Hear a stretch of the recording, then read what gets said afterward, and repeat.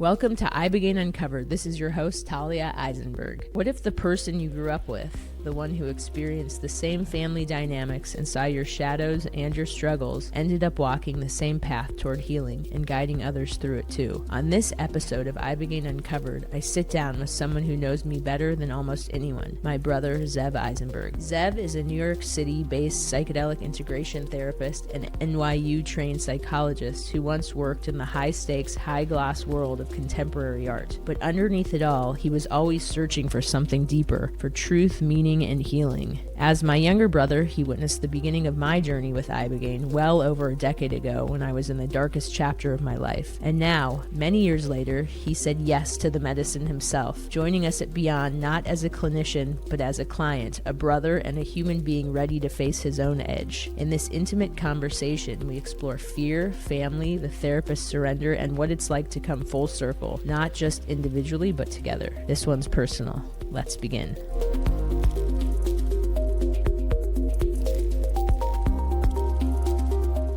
Zev, I'm so happy to have you here as a brother, as someone who's a therapist who integrates people after their psychedelic experience, as someone who is not psychedelically naive, someone who's worked with psychedelics over the years for your own healing. It's an honor to have you here and grateful to have you, after you've completed your stay here, sit down and share with us about your experience with Ibogaine for the first time. Thank you. How are you feeling? What's coming up for you right now after your stay? I have a ton of gratitude. First of all, especially since you're my sister and that I finally got to come and have this experience, seeing all that you've created, and not just what you've created, but that you've built an incredible team of people for support, for guidance.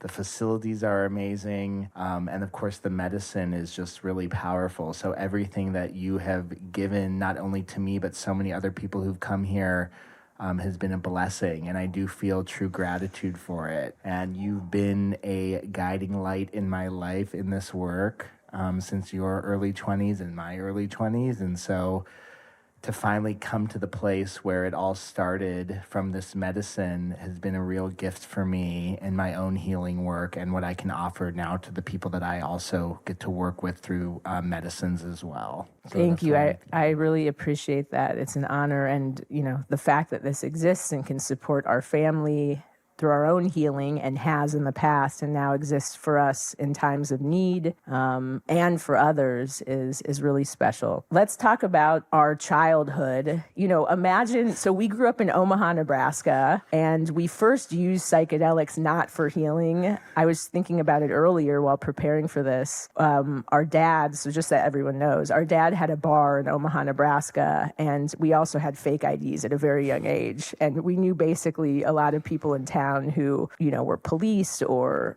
ran the clubs or, we basically got away with murder. And I was thinking how the first time I did MDMA, it was not for healing purposes. I always look at, now, am I going to use this with intention as a tool, or am I using this to escape? And back then I used drugs to escape. It's part of how I found Ibogaine and was able to stop using harmful recreational drugs in my early 20s. But my first MDMA experience, I was about 15. And I think prior to that had tried Adderall and had, was using it in school to achieve high test scores. But I remember feeling this deep sadness. It did open me up. I took it one night at some nightclub in Omaha. And I remember going home that night around 1 a.m. and just feeling a profound sadness around the way that you and I were not connected. How I'm the older sister, I wasn't really taught, and I didn't love you or protect you in the way that I should have. I made fun of you because you were very feminine in ways, and I was taught to be this older masculine.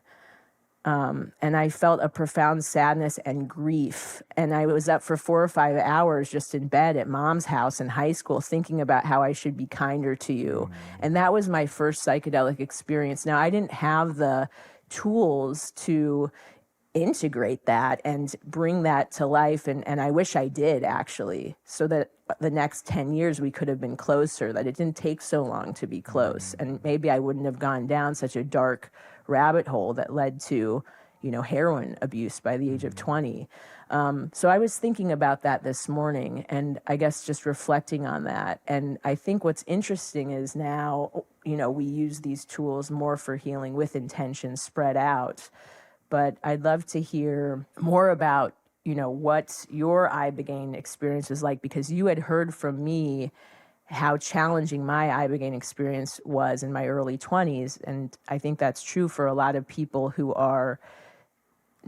haven't done a lot of deep work and in a dark place. And, when you're addicted to something, usually the experience is not very kind.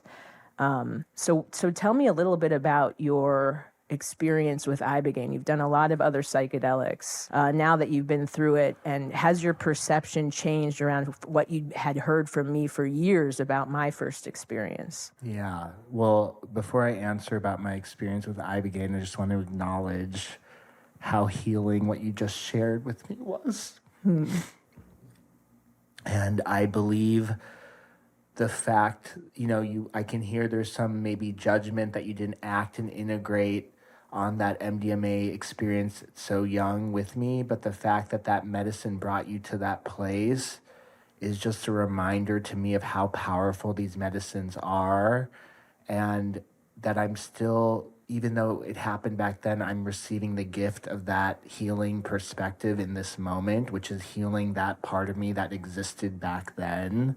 And so I'm feeling in this moment a further completion, even though I've already had so many completions since being here, that you brought that to light. So I'm going to hold on to that. This moment may be one of the most special moments from the entire experience of being here. So thank you for that. Very much touched my heart. Yeah, I never shared that with you, and it's beautiful that now it's captured on TV and for listeners. I will be re-listening to this often. Thank you for that. And just to speak more about Ibogaine, for me, my psychedelic journeys, even though Ibogaine was probably the first one I really heard of having these benefits, it is now the last one I decided to do. And, I experimented with MDMA and psilocybin in my teenage years. It was much more recreational. I could even say it was sexual. But connection, fun, all of those things that I don't necessarily think are in the shadows. They can be, but they can also be in the light if it's used appropriately. But Ibogaine was so transformative for our whole family because you were in such a dark place and you used it to heal.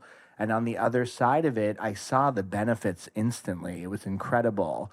But the process that you went through in your journey with Ibogaine sounded so terrifying to me that I always sort of kept it like, oh, I'll get to it eventually. I'll do these other medicines that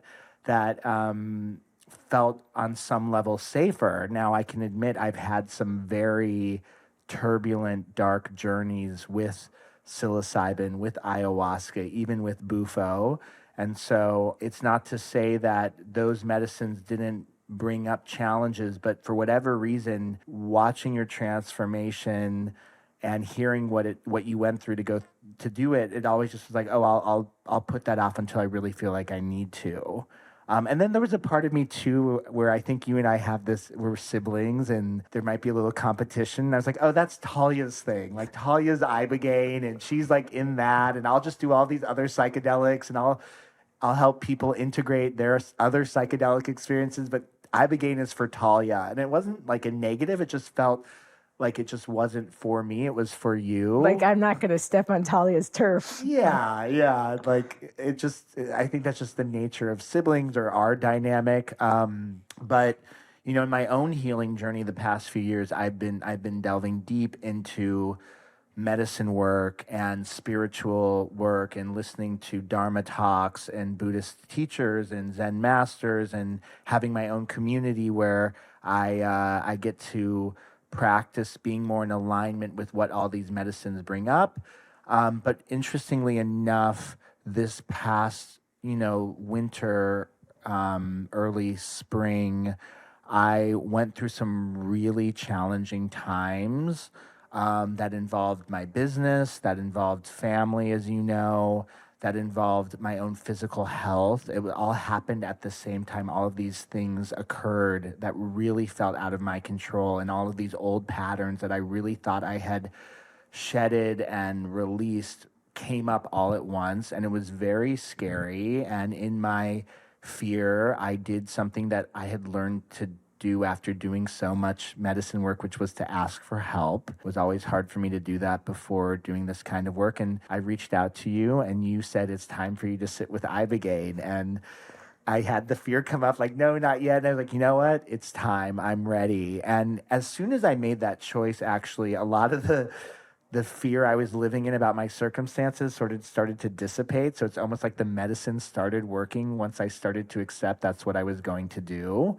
And then, then I had to wait. I'd been on I had a surgery. I'd been on some medications. I had to do a lot for Ibogaine. I really understood you have to do a lot of preparation before coming to get your body ready, and also for my mind. And so, unlike some other psychedelics where you only have to be off things for a little bit, you really have to take time for your whole body to be safe enough to use the medicine. So it was a waiting game of patience. I got through it, and I showed up, rather than being nervous, just fully ready to see what happened. And so, did you want to hear about my Ibogaine experience? Was that what your other question was?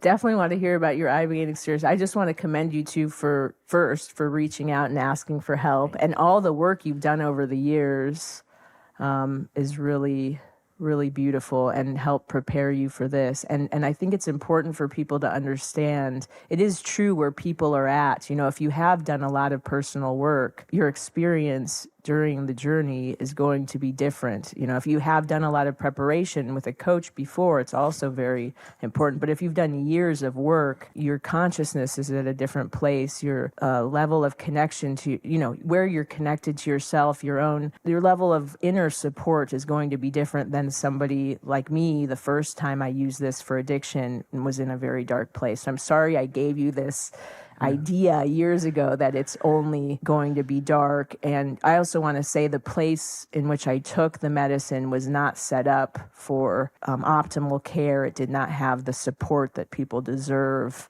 And I was basically left with my mind. I felt like I was going crazy. There was nobody to talk to afterwards. There was no headphones during, there was nobody really saying, what are your goals? What do you want to get out of this? You just land at the airport and a fentanyl patch was put on your arm.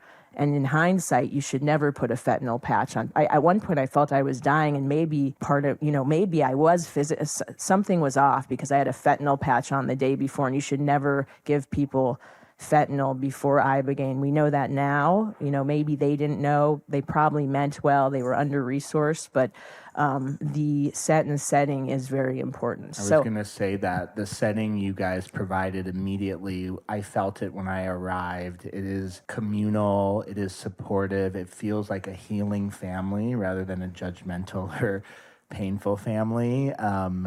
It's comfortable. There are boundaries, of course, but in the boundaries, there's a lot of flexibility of being here that isn't so regimented, but there is a safety in knowing what's going on, and you can engage as much as you want, and there's check-ins, and everyone is so loving and friendly, and the setting that you provided allows the mindset to go to a place of more openness, and which, of course, just being in that environment for a few days prior to the medicine will do exactly what you said, which will set you up for a journey that is not as turbulent.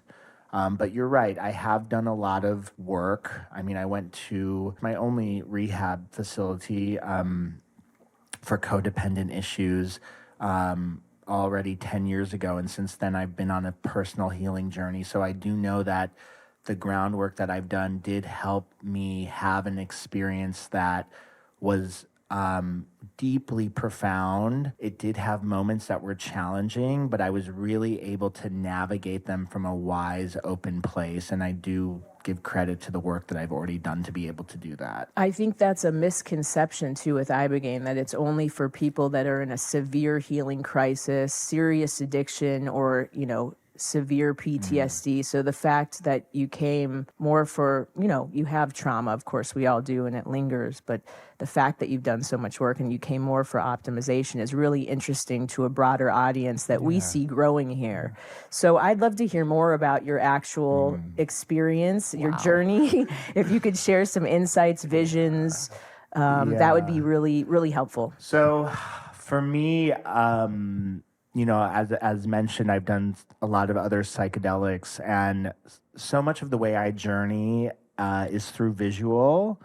And the visuals tend to be more, I like to say, an allegory or in sort of images that aren't so personal in how they show up, but my mind can create really personal narratives that bring a lot of healing to my experience in everyday life. So they're kind of more fantastical. They're more, related to things that aren't so personal. And I just have to say that Ibogaine was literally literal memories of childhood up until not even childhood, throughout my whole life.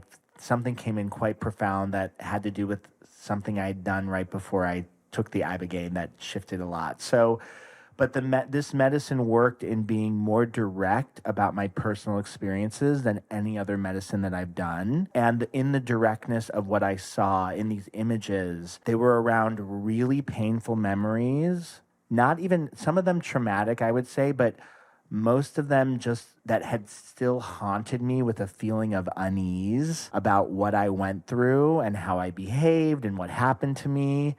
And I relived these memories, and sort of as they faded, there was a completion. There were realizations, there were insights that allowed me to now, in present moment, as I reflect on the past, to not feel shame, to feel complete, to be in acceptance, to own it more as a part of my life, not defining who I am. And it's brought a lot of resolutions for me. And it's definitely shifted. I've noticed since doing it a week ago, there's been circumstances that show up in life that are very challenging. In the past week, there's been a few things. I'm still in sort of dealing with what called me into coming to begin with a few months ago. But I'm navigating that with more ease and more acceptance and not feeling so afraid. And I think because I was able to reprocess those memories and get to completion, I have more peace in how things are showing up that feel out of my control. It's really amazing. On a physical level, I'm able to regulate my emotional reactivity a lot better than I've ever been able to. That's profound. Yes. So, that's what's unique about Ibogaine from other psychedelics is that it is, first of all, you're right, very direct. Yes. And you're a therapist, so you're all into Jungian symbols and what does this mean? And this, this fantastical image means this related to our childhood or whatever. Yeah. So that's interesting.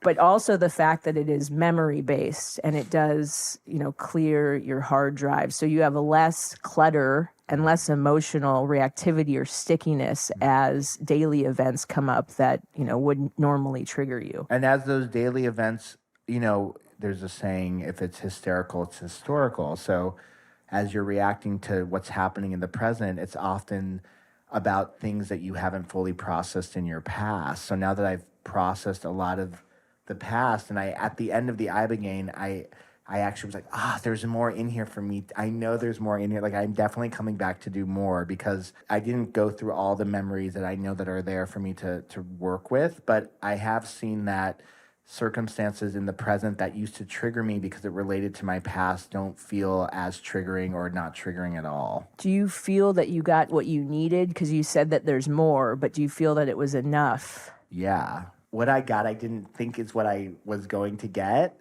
And yet it was more than I needed. And that wanting more from the end of the Ibogaine wasn't like I wasn't satisfied. It was like, oh, this is something I can definitely return to, and I know it will benefit me. It's something, and also I'm now no longer afraid of Ibogaine, which is great. It's like this thing I've been afraid of for, almost 20 years is now something that I can actually hold with respect and value and interest in having another experience with. Many people choose to come back once a year, not because they need to redo it or they failed or they didn't get what they needed, but because they want to go deeper. I like to say that as humans, we're like everlasting gobstoppers. Yeah. We used to watch Willy Wonka a lot Yes, as kids, we did. but there's always more and more layers. Yeah, and it's not about healing. These medicines they don't have to necessarily about needing to heal. They can be just another practice of exploration. And if it's done in a safe environment, why not? I see that happening with the psychedelic movement. There's been, this is called the third wave. There's been a lot of focus on healing trauma, healing addiction. But I see the next wave, will continue to be around for those that need to heal trauma and addiction. But the next wave is more around creativity, purpose. Yes. Where are we going, and how can we be the best possible human we can be? Exactly. And, the healing and trauma energy, which is important to heal and to get that, also involves a lot of I need this for me, for my benefit, for something that's not complete for me. And that is an important part of the work. But also what you're speaking to is okay, but I can maybe contribute too if I start to take these medicines. I can learn how to give back. It doesn't just have to be about what's for me. It can be also about what I give back to my community, to the people around me, to the planet, to things that I love. So it's moving from sort of, the healing part can sometimes be a victimization and, can then reestablish a need for being all about self. And it's not always true, but that is possible. And I love the idea of these medicines not just being about for you to help heal you. It's also, you can use these as tools to think about how you can give back. I think we all get there on our journey with this work. At first it's we are self-centered and, in fight or flight and just trying to survive. And then we can use it for a broader perspective, which brings me to this idea. You came here and I witnessed you on site. I tried to stay out of your process. Thank you. We gave you a fake alias. I didn't want you to be treated special or differently by the staff. I didn't even want them to know you were my brother. I think I may have blown it a few times. We're authentic with each other, so it's kind of hard to pretend. I know I like to hug you or say hi.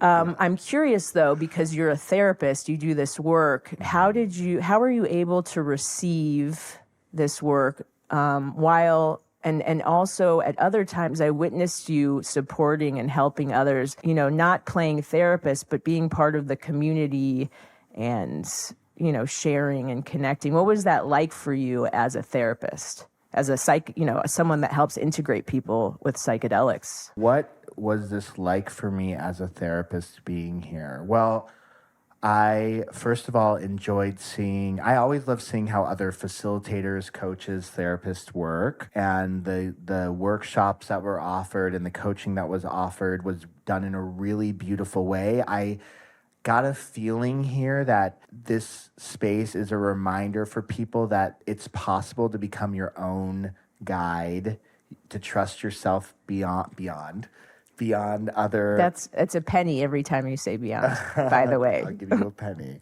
To trust yourself beyond any sort of outside resources, to really tap into your intuition. And so, as a therapist, I walk this line between knowing that I'm a space for people to really gain insight from, but I also want to be one who encourages people to learn how to trust themselves again. How to be their own healer. How to be their own healer or guide or facilitator. Higher self. Exactly. Yeah. And so, I've been in this in-between state with my job as my role as a therapist because, I don't want to just be someone who people depend on for them. I want to be where people learn how to depend on themselves. And so it was really nice as a therapist to see that you provide that kind of experience for people here, that there is, of course, always someone there to help process, but there's also an encouragement to, look within, trust yourself. You give people their own workbooks to work through with themselves to make their own discoveries.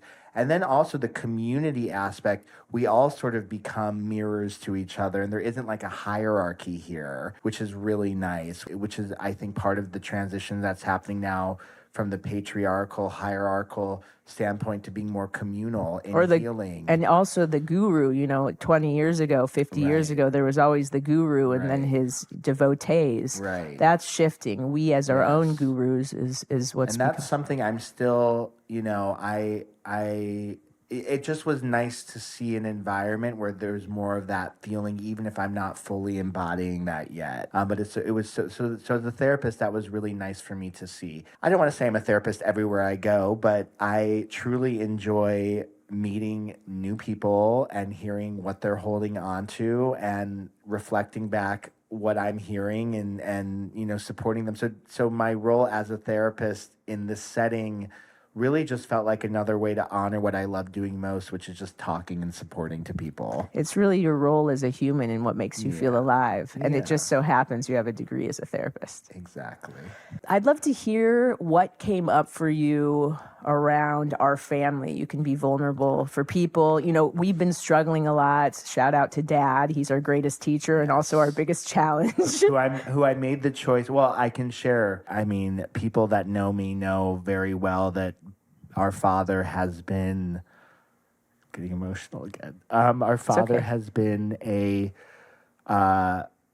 big practice of finding a way to be unconditionally loving and non-reactive, and a lot of our wounds came from him as a parent.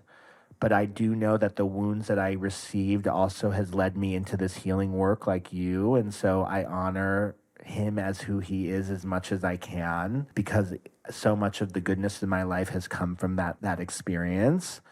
But what almost killed us made us much stronger. And made my heart stronger. Vulnerable. It brought me into my heart more. And the depth of my love and compassion is, I feel pretty big because of that experience. But again, with all that was happening this past spring, I took a moment to take a pause with him and say, I need space. And I knew that was hurting him. It's not something he hasn't ever physically wants. seen you for months. Just so everyone knows, he has late stage Parkinson's that comes with dementia, comes with a huge scoop of psychosis and control Rage. and rage, Yeah. and it's a very challenging. Talia's been showing up in my absence to really be the anchor of love and support for him. But I did need to take a moment to step back, and I know that hurt him, and which you needed for your own sanity. Yeah, and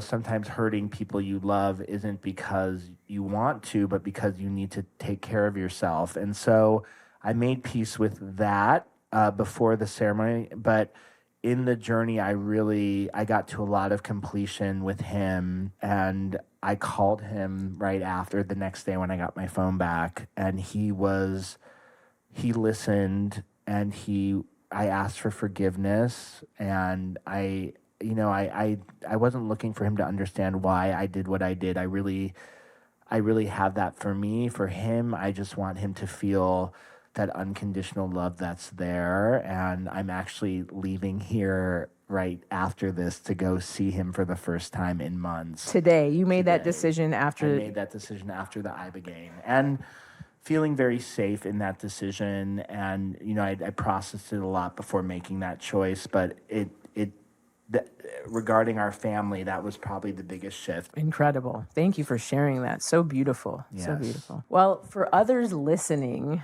therapists, siblings, those on the edge of trying this, what would you want them to know? And this isn't just coming from me as your brother. I had the opportunity of speaking to a lot of people who were here that I heard people share about their own experiences in other treatment facilities and other rehabs, and they're like, there's nothing like this. Like the way people make you feel from the minute you walk in, you don't feel that you're sick, you don't feel like you have a problem. There are people coming here with real, true traumas and addictions, and they are immediately made to feel like they are welcome and that there's nothing wrong with them. And it's such a beautiful way to invite people in who are struggling. So this place is welcoming, it is loving, it is a real place to give yourself time and space to reflect.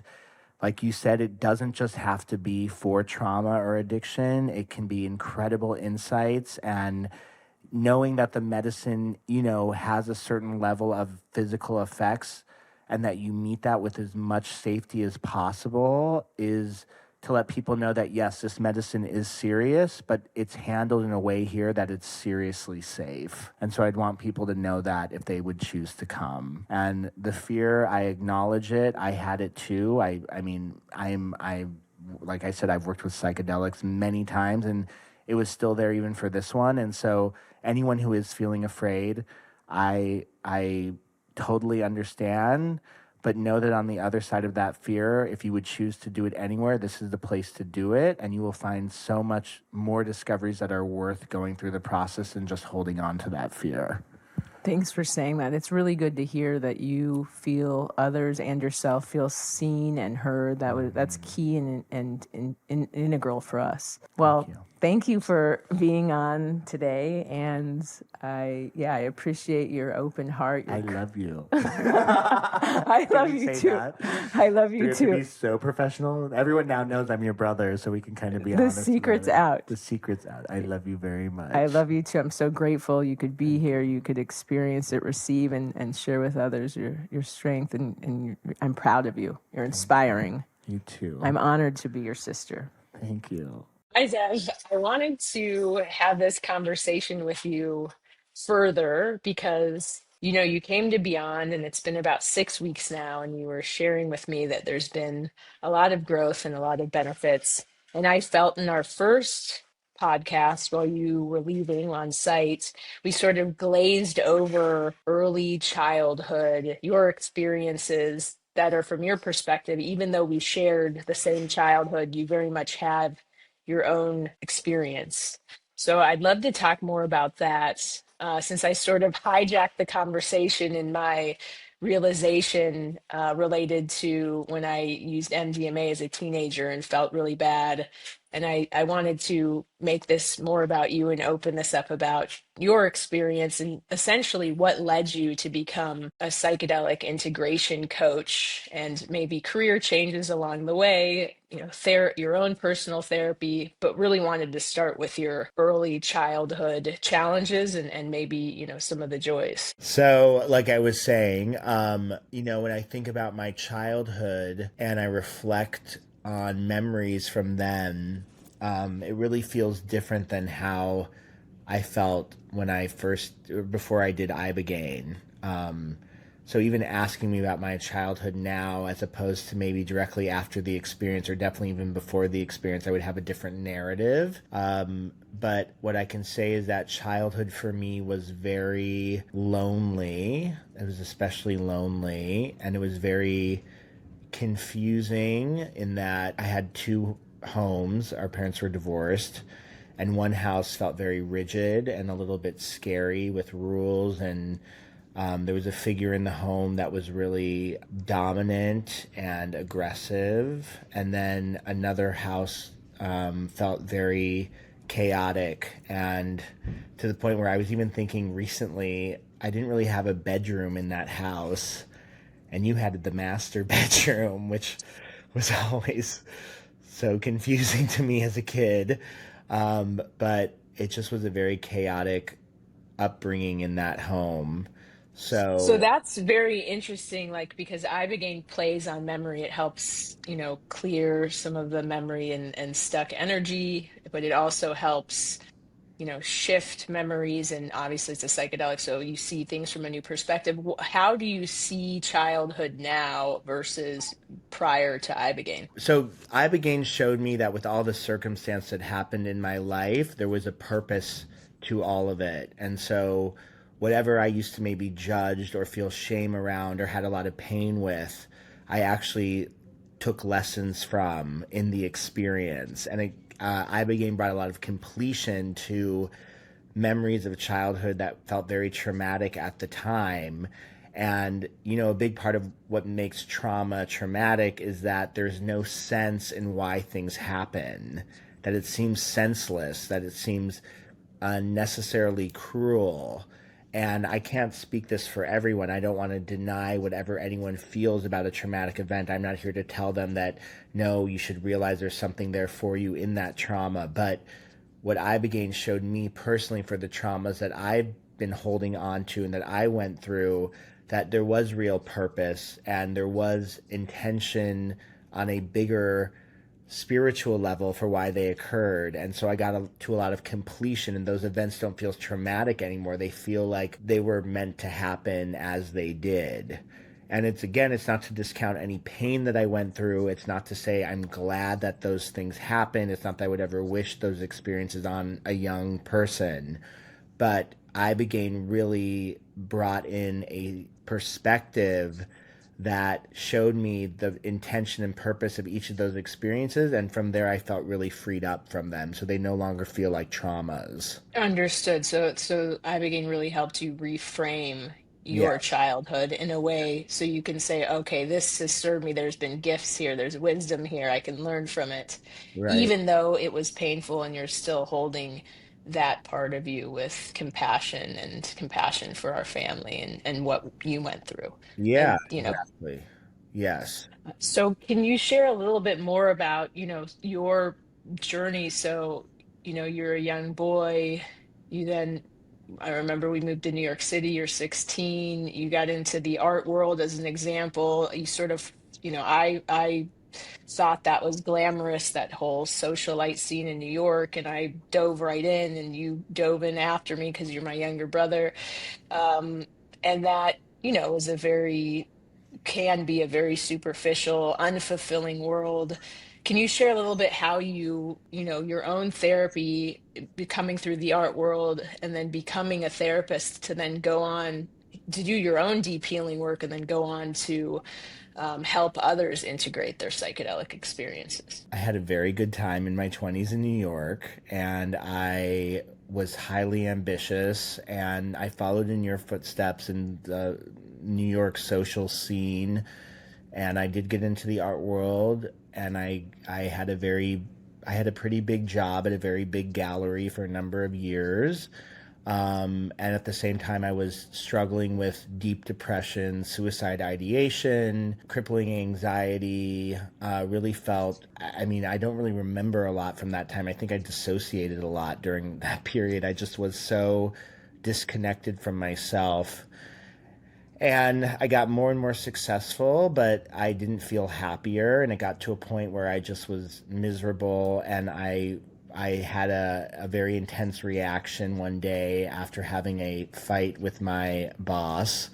And I quit my job. I broke up with my boyfriend at the time, and I got rid of furniture. And I said, I'm going to go travel and try to figure myself out. And then after a series of events involving another man that I really had a toxic way of being with, I put myself in rehab for love and sex addiction. And in that experience, I, really opened up to what therapy could offer. And I started doing alternative therapies there at the rehab center. And at the same time, I really enjoyed talking to people that were there for their own treatment. And my therapist there said to me, you'd be a good therapist. I think you'd be good at this. You're not here to be a therapist, but you clearly know what you're doing. So And that was at the Meadows, I was right? at the Which is like Meadows. Yeah. world renowned. And Yeah. you've always been really great at, you always had like these girlfriends when you were 12, 13, 14, and you were great with helping them through their problems. And Yeah. so it makes sense. I've always Yeah. been So interested in people and helping people find a way of, you know, working through whatever they're dealing with. And so so I left rehab and I started to explore plant medicines on a deeper level. I started going to Aya ceremonies. I started doing psilocybin. And at the same time, I went back to school.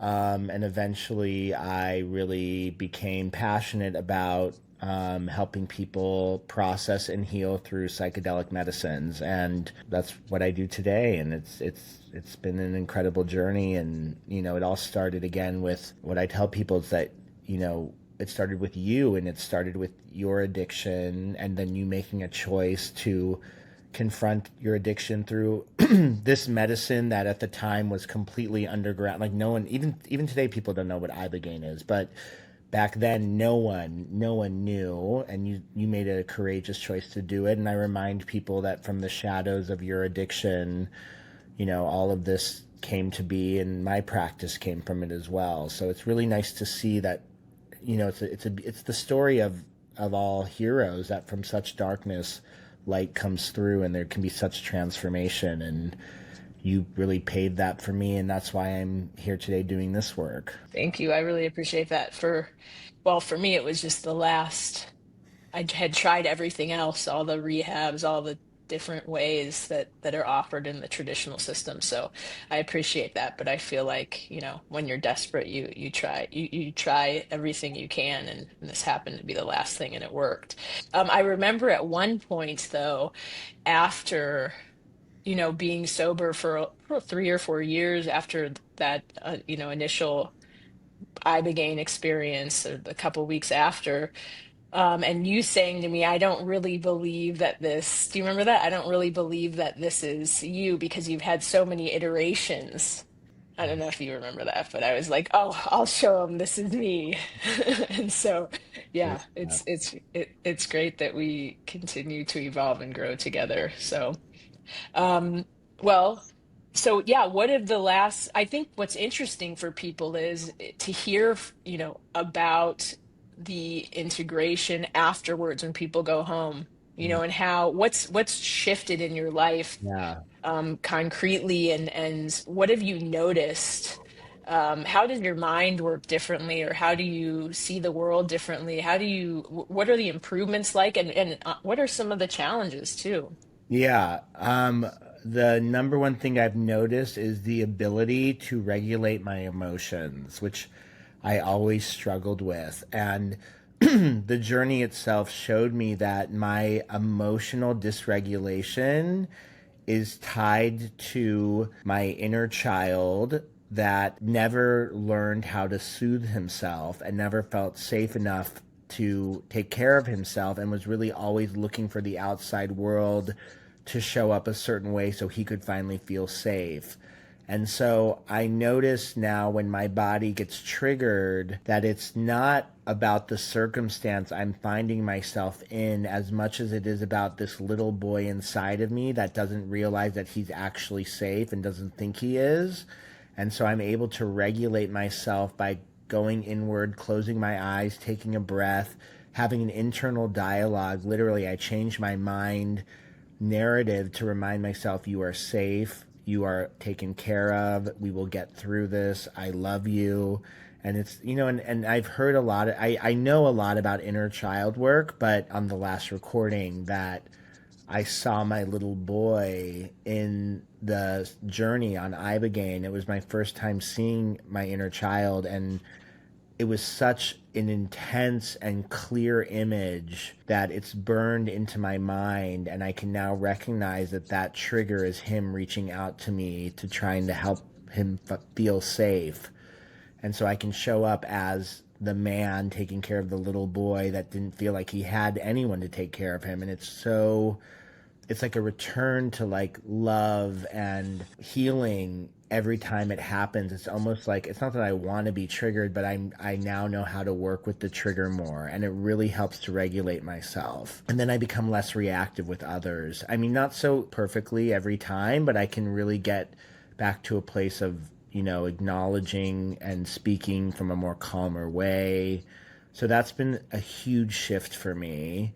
I've also noticed that, I mean, physically speaking, I'm stronger at the gym, which is like my safe place to go to release. I've noticed I've had way more energy. I've been doing cardio a lot more. I just feel more like able to, I don't know, breathe better, if that's possible. But I've just done some physiological changes that allows me to have more of a peak performance in training and in showing up. And also, I have a lot more clarity mentally. I'm able to be more present and can have. I'm recalling memories, both short-term and long-term memories, much more easily. And so I attribute all of those things to Ibogaine. I don't That's know. incredible. Sometimes there's underlying patterns, as you heal, as what I've noticed with clients and with myself, as we heal the patterns more on the surface, there's underlying patterns that can show up that, haven't been attended to yet. Yeah, I mean, I ended the Ibogaine treatment feeling like I could do more. Not that it wasn't enough, but it was definitely like, oh, I can return to this medicine because I know there's more work for me to do with it.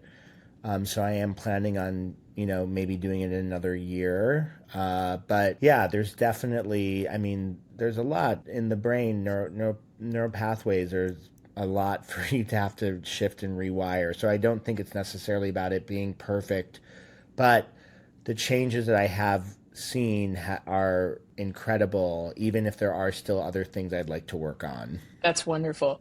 Yeah, I think that's right. There might be a misconception that with Ibogaine, it's, we do it once and you're done. But we see more and more people coming once a year, and that's not because it didn't work. That's because it worked so well, Yeah. and there's deeper layers and life continues to happen and there's I, losses.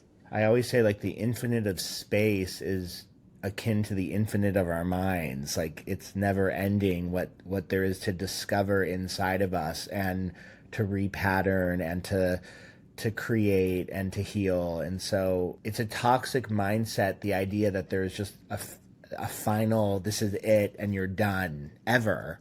Like that's Yeah. life is not that. And for all we know, death is not that. It's just a continuation of something else. So it's like, it's not about finding, this one medicine that'll do everything for you and then you're done. It's just, if you It feel, doesn't exist. if One you, of the books that I read right after Ibogaine, years ago, the first time I worked with Ibogaine was the Growth Mindset book by Carol Dweck. I think she's a doctor, a PhD, that talks about, how we're always growing and learning. There's two types of mindsets, the fixed mindset or the growth mindset. And I mm, think that's right. The as vast as outer space is as vast as inner space, and there's just so much to explore. 100%. I think it is a wounded mindset to be like, I need a one shot fix. I think a healed mindset is knowing that nothing is permanent and there's a continuation to it all, and there's nothing that needs to be fixed. It can just be constant growth and exploration. And I'm Yeah. excited to have Ibogaine be part of that practice. Yeah, Ibogaine is a tool that you can return to, as needed. Some people say, like, how often should I do it? I say, I don't know. It's really up to you to, ask yourself. You may not want to for years, or, you may feel you need to explore something in a year. I'm not sure. So I think that's a very valid point. Is there anything else you want to share that we didn't cover last time or this time for people to know or, understand? I literally have been telling people, if you can go and do this, you should do it. That's what I believe. Like, this is, I've worked with, I can't think of a medicine I've not sat with. I'm sure there's some that I haven't, but of the main ones, of the big ones, this to me felt like, and I don't know if it's because I've done so much work with so many other medicines or if it really is how this works. But when I look at how lasting the effects have been after one ceremony and all that I benefited from the actual experience itself, I have not had a more profound experience with any other medicine. I can say that. And of course, this is the last one in that group, but it was the first one I ever really knew about. So that's all I really need to say about it. That's a lot. That's a lot. Wonderful. All right. Well, thanks for coming back on and sharing a little bit more about your process after, what it's been like the last 6 weeks since you left, and just a little bit more about your journey to doing the work that you do now. If people wanted to find you, do you have a website? Yes, thank you. It's called heartopeners.co, and you can learn about all the work I do and all the work that I do with my partner in helping people to prepare and integrate psychedelic experiences. Beautiful. All right. Well, thanks for coming back on the show, and I love you very much. I'm very happy for you, proud of you, and grateful that you could share your experience and have the experience with us. Thank you so much. I love you.